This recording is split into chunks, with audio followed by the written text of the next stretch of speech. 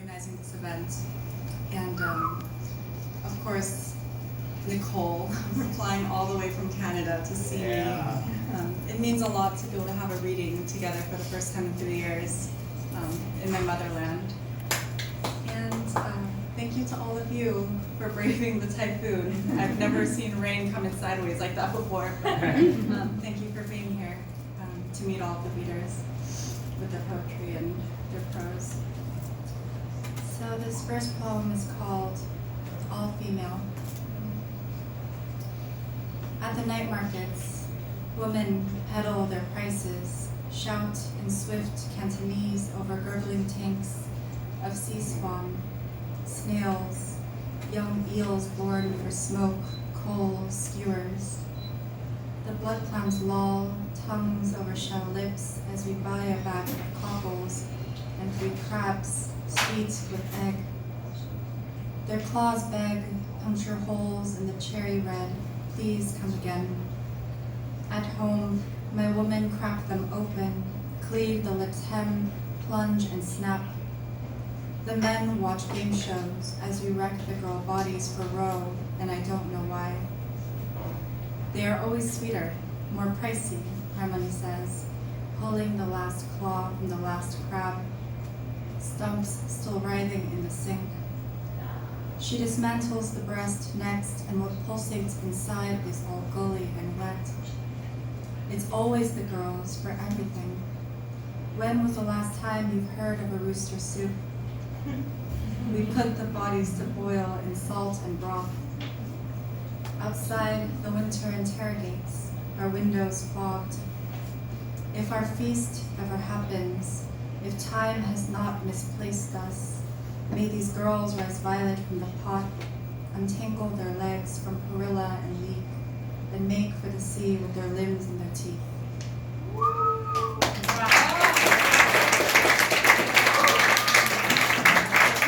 I'd like to sit or stand, so I'm kind of, doing both. This poem is called Revisitations. This is summer closing. Sweet aloe drink and linger. Plexiglass floors suspended over the wreckage of some ancient neighborhood in what is now Mapo. An archaeological treasure to be preserved despite fire. Say one spark off a coal briquette kisses what it should not, an arm of dried wood or the latest hem of a girl's dress, and hypothetically we are all engulfed in flames. Harmony kisses me, temple to temple, eager to introduce me to her country, but like a woman of my blood, she leads me back to ruin. And here is where the fire could not be contained. See, where the frameworks still stand. These were homes. These were not excavated until after war. 30 years after her war, she left this country. 30 years after that, she has returned to nothing familiar, but a tongue stunned with striving. But unmaking is what she knows, and so can best convey. The fire, she reads, the fire. The plexiglass beckons evening by illuminating what is left. The landmark placards commemorate the blaze, and all it failed to spare. Livelihoods, lives, and the bodies which vesseled them, shimmering their vanish in white light relief. It is all very glamorous the way only memorials for tragedy can be. Above us, locusts make themselves known, blow open August with their stutter and trill. A student lights up a smoke, taps ash over excavated remains of a city forever ablaze in history. And I remember across the sea, California's dry brush is burning. On television, we hear threats of whole countries blazed pre-conception. And if the fires we tend end up taking us all, who will write our eulogy? So much has changed, I can barely bear it, Harmony says as the day yields. Where there was nothing, a mull, where there were shanties, a bar. Not far from here, I fell in love with a cigar factory air. The building was gray and huge. It covered everything in soot, even our hair, even the trees. We'd sit under the waxwing leaves, and listen to the cigar rolling machines. In dreams, I can see them adoring the day closed with their hands of ceaseless light. They could have been anyone. Dear lovers, dear moment in time, inevitably you will burn as all living things do. But there are things even fire fails to eviscerate. Morning's onset, the suggestion of a woman unearthed among ash. All her lived loves, large or small, sewn within the hems of a charred girl's dress.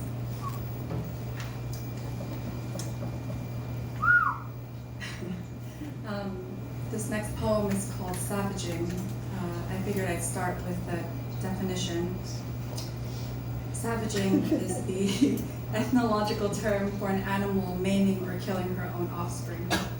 Though observed in the wild and across various species, it most severely impacts pigs bred in captivity and subjected to severe environmental stressors. I love pigs, they show up very often. Savaging. Dear daughters, when the mind leaves, it leaves swiftly.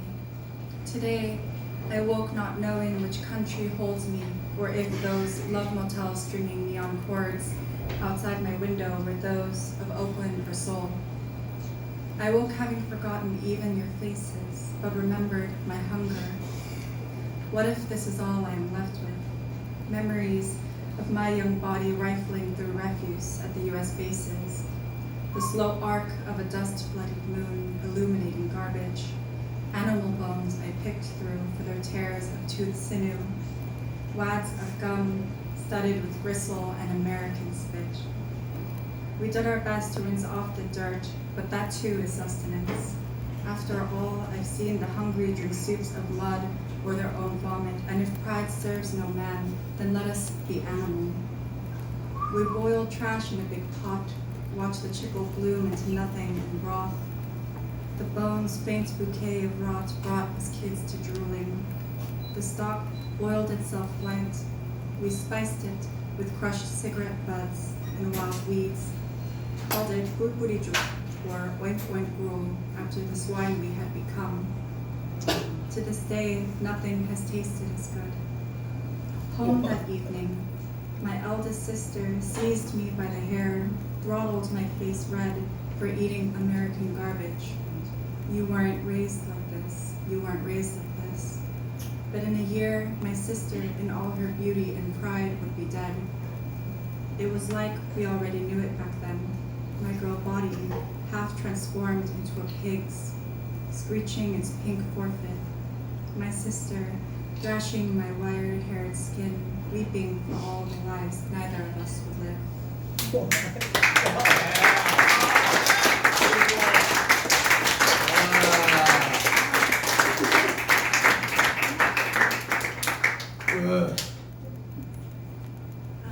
All right, so this next poem is called Self-Portrait Diptych with Animal and Womb. It starts with this epigraph from Incel Reddit, and for those of you who don't know incels, I'm so happy for you, that's really wonderful. But here's the epigraph. These wombs belong to us, not the idiot creatures they are attached to. They were given to us by God to reproduce ourselves with. We need to look for ways to get these stupid animals to give us the wombs they have stolen from us. Posted to our brain cells Reddit. 1. What flurry of knives, what small gods feasting through the needle grass and thorn thistle, whipping the deer flies into such fury. What rare stones inside me, what tessellating skin, animal and performance. What nephrite and bug glint, blood mat and hunger. Whose womb is who? Not you, not you. What clot of hair and meat unzipped to sunset. Poacher, what joy tears your face into a hunting. To you, the body abstraction, cruelty abstraction.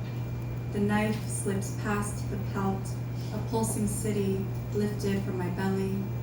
What beast would give to me this body and name itself God? What borrowed rib and ring, what stories? What claim over that which grows in another? 2. You, grinning as you squalor your hands on my meat. Nothing has been won. The city I will evacuate until my ruler wakes. I highly recommend not ever patronizing that forum.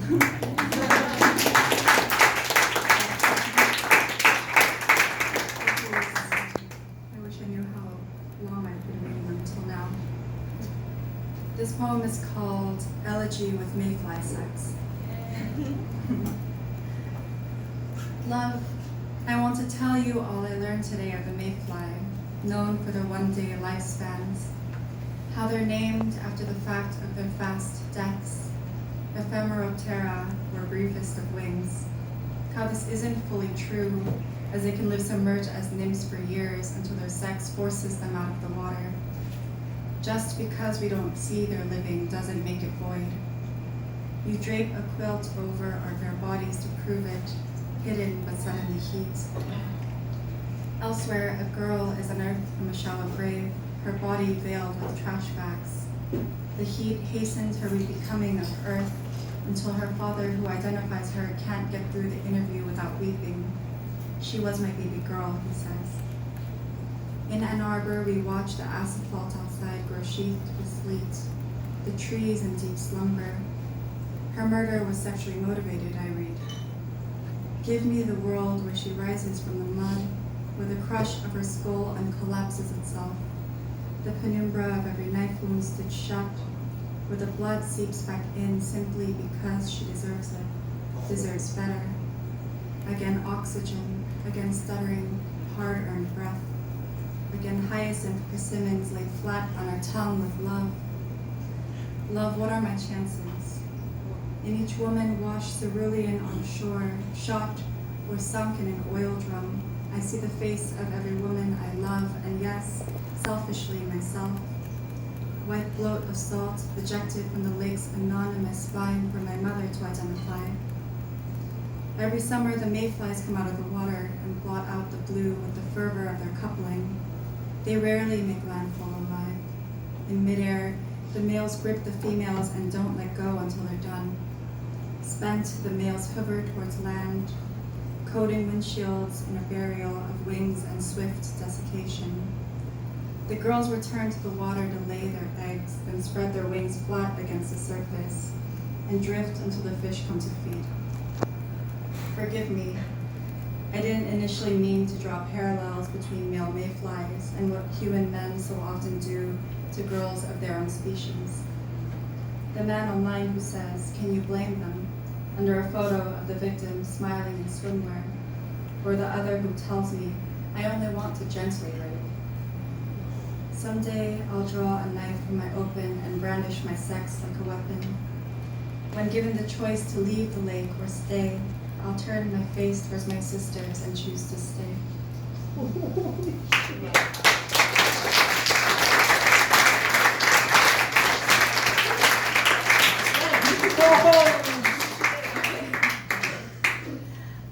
This is the last poem. It's a little bit long, but thank you for bearing with me and being so wonderful and attentive. This poem is called The Leaving Season. 1. All winter, we slept with backs pressed against one another. I let him fuck me, felt regret, then let it happen again. Even to myself, I had no answer. I hated how he smoked in bed, hated the weakness he assumed I'd inherited from my sex. I said nothing all season. Once we went to Sanyo Beach. He meant to impress me with the boulder in the shape of a celestial woman mourning, praying to go home to her sisters, but to me, really just looked like a rock. I was more taken by the ladies at the base of her slate dress, scraping oysters the size of thimbles into Ziploc bags. With the tides pulled back, the beach was disgustingly pockmarked. Barnacles and shellfish, like so many opened eyes, tanning themselves to death in December sun. Once I was dubiously alive. They're harvesting oysters because they're going to eat them, he explained, to which I thought, no shit, but said nothing. What keeps me so afraid of wounding a man? Later, tangled up in the seaweed, we unearthed the jawbone of some beast picked clean of its meat, its weathered teeth muscled around nothing. A few meters inland, we found its sea-swelled face, as if water knowingly freed it of its visage. I knew it was a boat offering, a prayer for maritime safety. What other reason would an animal head have to wander onto shore? But all I could think of was a dream I once had of a woman with a pig's head walking into the water. What sweetness, to enter the sea to bless nothing but your own safe passage. I looked down at what washed up from the stream, porous and neat against the green of dashed soju bottles. Wire hair whitening the sun and not yet taken by rot, the skull and face smiled separately. 2. As a suckling, I was led to a prone teat, fed apple core and flesh scraped from the carcass of other animals like me. Forgive my indiscretion with feed, the wild hunger that drove me to partake of the meat I would one day become. I spent my days rubbing my snout against the cage, hating my mottled pink body for its deliciousness. To be desired is rarely a good thing. When I was old enough to breed, my failure to conceive earned me a bolt between the eyes. I died without fanfare, like so. My body they halved and sent away to be drained, salted, and swung from hooks at the market. My hooves went elsewhere, were braised with spice and rice liquor to an unctuous toffee brown, all that sweet, warm fat glistening under heat lamps. It's strange to know this world I loved loves me best dismembered. I watch them use me with great dispassion. Why blame a human for his nature, which at its core is merely hunger? Why miss the body for what it can endure? At some point, I lost track of my head, felt it hoisted aboard some gleaming new boat that hastened it towards water, all grease and alabaster. The sun resting baldly across my scalp untethered some live wire longing in me. My head, my harrowing, my little life ended abruptly. I followed the last remnants of me to the open expanse of the moon-stirred sea. They blessed and implored my head for safety before giving it to water. The storm above abraded leisurely. 3. I saw myself unbraided, apex and heat as witnessed from above. Fear sweetens the meat and so explains the violence before every partaking. I was just a girl in every sense, but pressed no charges. On your pull-out sofa bed, you slept, affrontingly sound. Roses on your desk, their wilting beer-doused heads. Roses pressed between chapters of your girlfriend's Herman Hesse. It shouldn't matter how I got there, and yet. Did you walk through the door on your own 2 feet? Did you kiss them first, beside the bonfire's unhoused feet? Yes. Still drunk, I crawled to your palm-smeared mirror, pushed the sorrows of young Werther from where it rest, pulled off my animal face, and forced myself to look. 4. Water fills every excavated cavity, buoyant with blubber and blood, it sinks slow. Carp nibble gratefully at its cheek. Cuttlefish streak by with their curious pale meat. For a while, it resists rot. It was wrong to reject the body, to think it wouldn't miss it. The water eases between sinew and skull, lifting away until face and bone hurtle towards shore, divorced of each other for the lovers to find. Do not be tricked. None of this means shit. Why do we wish to force narrative after every end? This is only the poet's projection. The severed head misses nothing. The girl doesn't leave. The boat continues to sail safely. As for the pig, she remains dead, having met her earthly purposes, to be, to feed, to serve as female offering. Did you really expect otherwise? She never enters the ocean in search of herself. There is no tether, no heroic ghostly hunt. Homestretch 5. In death's adjacent room, let me live inside this girlhood. He presses his thumbs against my pulse, and I wake beside the ocean. There is no one around except the ladies pulling oysters from the rock. They've seen this all before and will not look. Slip mollusk after mollusk on their winter-numb tongues. Kaleidoscope of faces and bodies, I know I am lucky to be living. In another life, I've washed up on shore, halved and picked at by carp. Above, the sky blots itself antiseptic pink. I think the worst must be finished. Whether I am right, don't tell me, don't tell me. No ringlet of bruise, no animal face. The water salts me and I leave it barefoot. I leave you, season of still tongues, of roses on nightstands, besides crushed beer cans. I leave you white sand and scraped knees. I leave this myth in which I am pig whose death is empty allegory. I leave, I leave. At the end of this story, I walk into the sea and it chooses not to drown me. Thank you.